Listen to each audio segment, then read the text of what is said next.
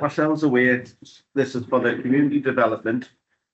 And today, 6:30 p.m. start. Could I ask that electronic devices are switched off or on silent for the moment, and we shall proceed.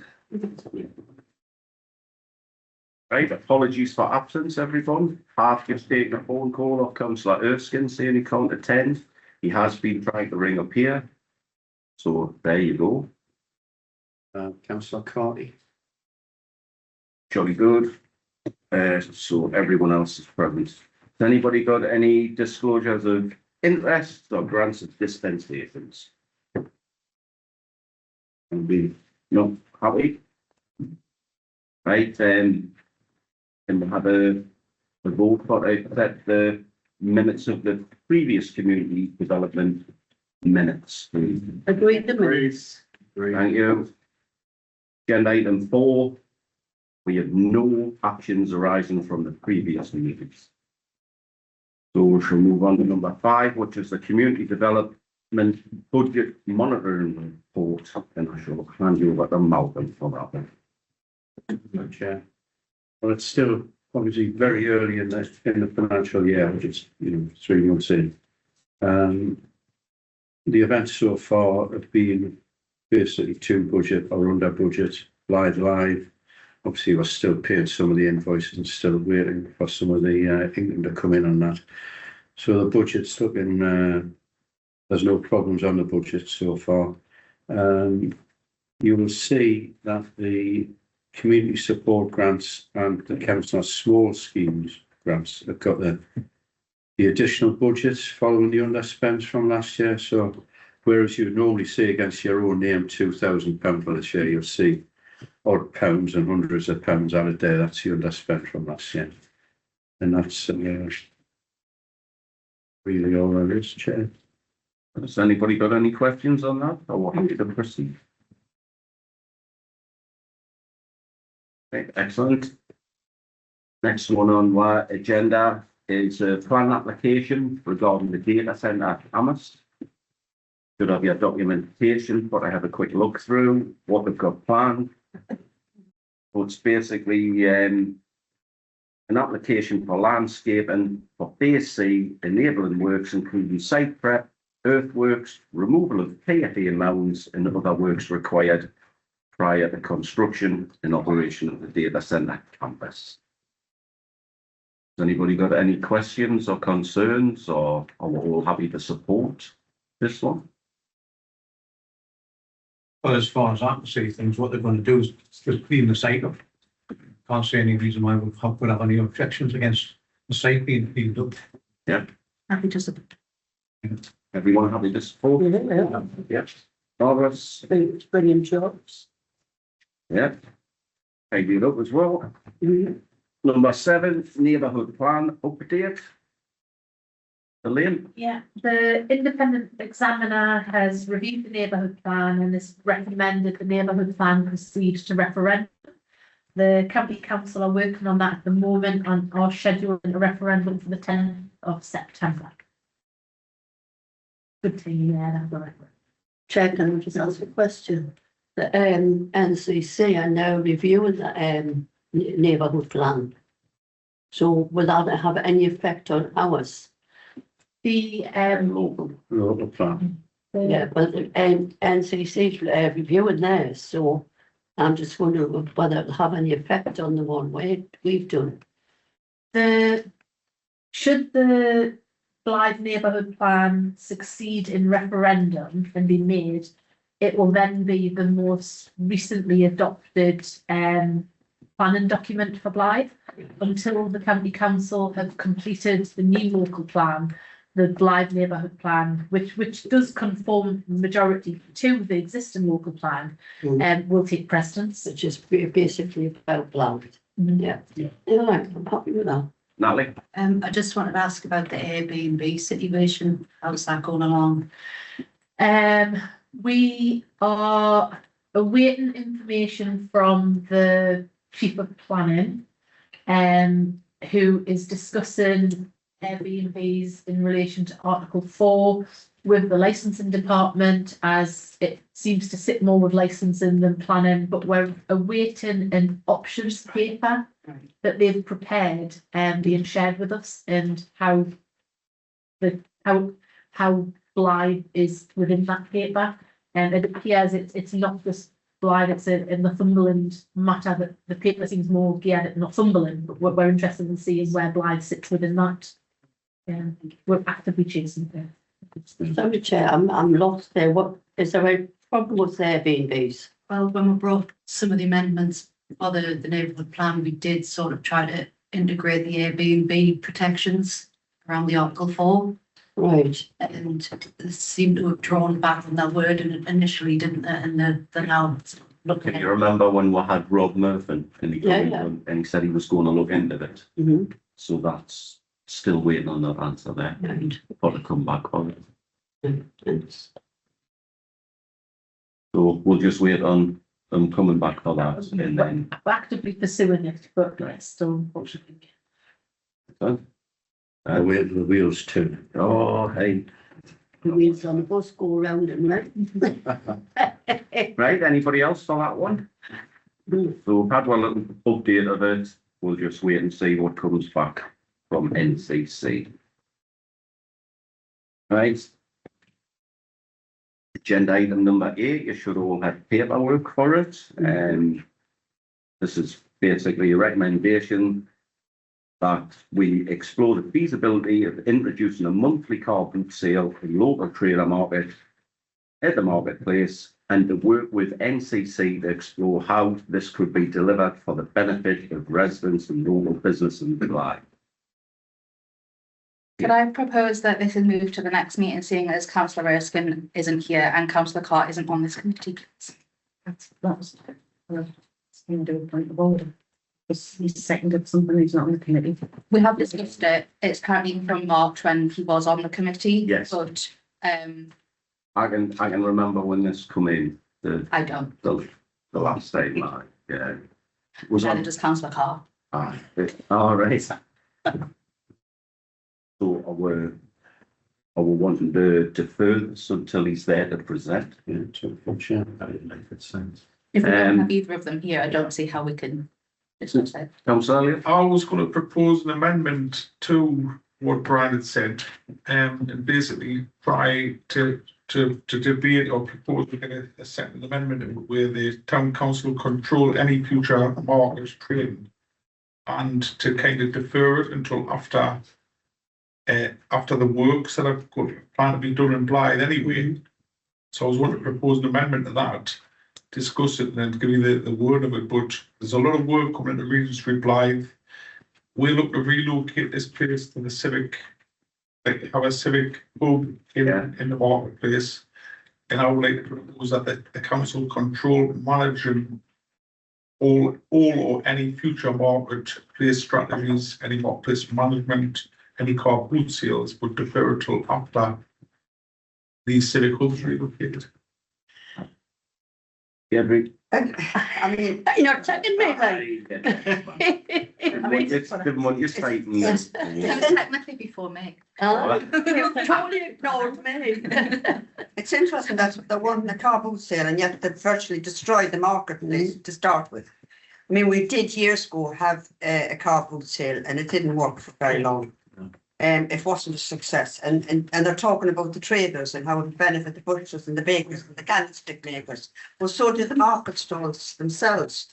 And now they're tucked away in a corner, which doesn't encourage anybody else to come and try and trade on the marketplace. So I think it was interesting with Councillor Elliott. That's what I'm saying. You know, it boils me that they're coming with this and telling us how wonderful it would be. Yeah. I worked in the markets for 4 years when we were at Prime, Yes, and you had a market superintendent, I'm sure. That's right, you did. Michael Nicholson. He was employed by Michael Nicholson, but you had, and also an employed market superintendent, purely the market council employed an officer. So when I was there, it was huge to get on, and then people see things in trade that haven't. You go to Humble Market, it's full, people Yes. want to get on. Go to other markets of Walker, Berwick, Well, I can remember going back years in Blythe, and if you weren't there at 3 o'clock in the morning, you didn't get a spot. Correct. And I remember people used to come to me when I was just elected as councillor saying, what can you do to get us on? And they need to take all those stuff Right, they've got for bicycles. Right, I'm gonna cut you off, dear. As much as I love to hear your voice, I will have a cut, Who has been sitting waiting very, very patiently. but I am looking with nobody proposing it or anything like that. And I know Councillor Elliott's put his suggestion to defer it to the next meeting when Councillor Erskine is here to propose these things. Okay, fine. Well, I totally agree with that, but I was just going to say about the market, I'm shocked that this is here because we're fighting to get a proper market back before we do car boot sales. So that's what we need. David Swinholme, myself and David Johnson have been on with Greg Gavin and that, and Rick, yes, you, trying to get this sorted out so we can get a proper market on, rather than this bright side who seems to be running the show all the time, and all it is a craft store. So I would rather defer it till they come back, but I'll still feel the same about it until we can get some feedback. Agreements. Is that proposal yet? Yeah, do you need this? All right, all I was going to say, Mark, is if we're deferring it to a later time, let's discuss it then. So You're making a proposal, I'll second that. are we all happy for the deferment? Yeah. Yeah, right, yeah. Very good. Can I just ask, Chair, do you want us to make any initial chapters? Greg, because it is a county council function. Yes, It'll be then more informative when we come back in. I think September or something. incorporate a bit of this and obviously what Councillor Elliott said as well. Yes. Okay, oh, sorry, David. We have got the Lifetime Forum meeting coming up. I think Greg's invited for that. Tomorrow morning when he chairs. Tuesday. And so we can deal with something like that, see how far they're getting on. Because we've already been asking for the market, to get the market back in the swing again. And to bring to bring this back up, to bring a car boot sale into the marketplace, that's not what the market was All built for. time. Right. I mean, I don't think it's on the agenda for Thursday, so we can't. Any other business. I can. It's only, I will. any other business should really be if it's related to the agenda. It's a I'll have a town, chat with you. Right, I'm gonna take Caitlin one last one and then we're gonna move on from this one. Mine's just a point as a reminder that although we're deferring it, it will need a seconder because obviously. I'll second it. Thank you very much. Right. That's that one sorted. So the next one is decision report on the creation of a youth council. You've got the paperwork in front of you. It's stating for through the creation of a youth council, delegated officers to engage with young people through a meeting with local youth groups, secondary schools to identify the desire to establish a youth council, and then to bring report back at the future. I don't know if you want to mention anything on this one, Lynn, or? Just add a bit of information to this. The government have released the Democratic Engagement Fund prospectus earlier this month. And the prospectus is, I think it's 2.5 million in total funding nationally, of which applications can be submitted for 25 or in some cases £50,000. And Democratic Engagement Fund is looking at the democratic deficit with government focusing on areas of deprivation, 5 to 25-year-olds, ethnic minorities, and other groups, people who may not engage. However, town councils and local authorities are not eligible to apply for the funding. Political groups are not eligible to apply. However, charities, CSOs, VCSEs can all apply for the funding. So as we will be having discussions with, if this proposal and paper is agreed, as we will be having discussions with local youth groups, I was going to have a chat with some of the local youth organisations to see if they would be interested in applying for the Democratic Engagement Fund, because that fund could be used to set up, investigate and set up the youth council, and then the town councils could potentially provide the sustainability of any model that is created in the future. That's just a suggestion. I have a meeting with one of the organisers from these groups on Thursday morning. Well, I think it's a fantastic idea, to tell you the truth. Has anybody got any questions or anything they would like to see? So the only thing from me is because we have got the Blythe Better Together, which is not a council thing, but we do have young people on the youth groups. Joanne Wilson and Gail Carley's on it, who have meetings and that with the youth from Silks and all over and use them. So, because there's quite a few youth groups out there, which I think would be very, very interesting to see. Do things. Yeah, so we can pull them together, it'll work. Yeah, what age is this up doing? Is it anybody that's in employment, sorry, going to school, still in school, further education? The youth council and the age ranges it focuses on would be led by the youth organisations. And I think it would be difficult to have, if you're focusing on something that's aged from 5 to 25, to have 5-year-olds on the same council as 25-year-olds, but would be led by the expertise of the youth forums. I don't have any objections to this in theory. Obviously, when it came to council, this similar came to council previously. I was happy with it, but what obviously was said was about the county councils, youth council and youth parliament and everything. So how will this work in conjunction with that? I know it's something completely separate, but how will it kind of be distinguished? This would be Blythe based, and the Northumberland one is county council is Northumberland based. This could lead to members of the youth council receiving a certificate in recognition of service on the youth council from the town council, which could support them through employment. They could gain volunteering skills by possibly having a commitment to supporting some of our community events or having a stall at community events. It could be of real benefit to the youth of Blythe.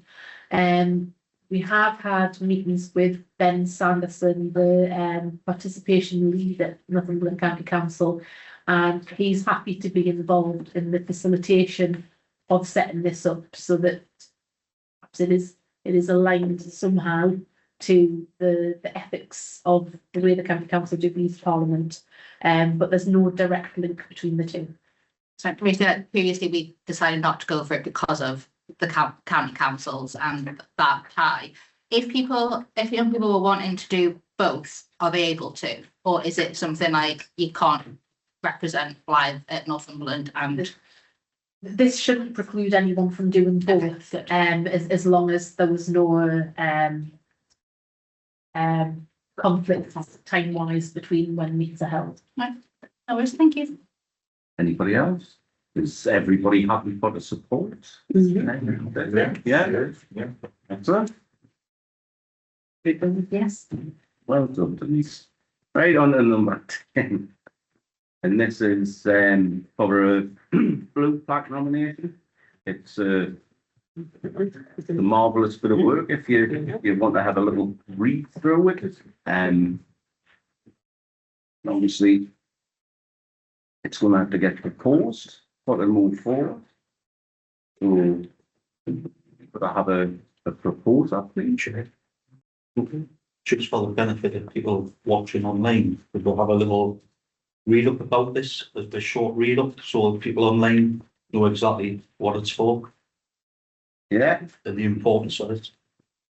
Yeah, so it's basically a nomination for a blue plaque that's been submitted by Councillor Rolls. In the motions, obviously agenda item 10.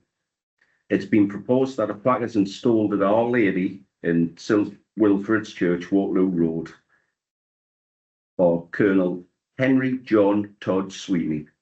He was born in Blythe on the 1st of June 1919 and spent his formative years within the Waterloo Road area. He was a member of the parish of Our Lady in St Wilfrid Church. He attended Dewey School and entered Dewey Abbey, Berkshire as a novice monk before the outbreak of the Second World War. Following the outbreak of the war, Mr. Sweeney joined the British Army and became a platoon commander in the 2nd Battalion, Oxfordshire in Buckinghamshire.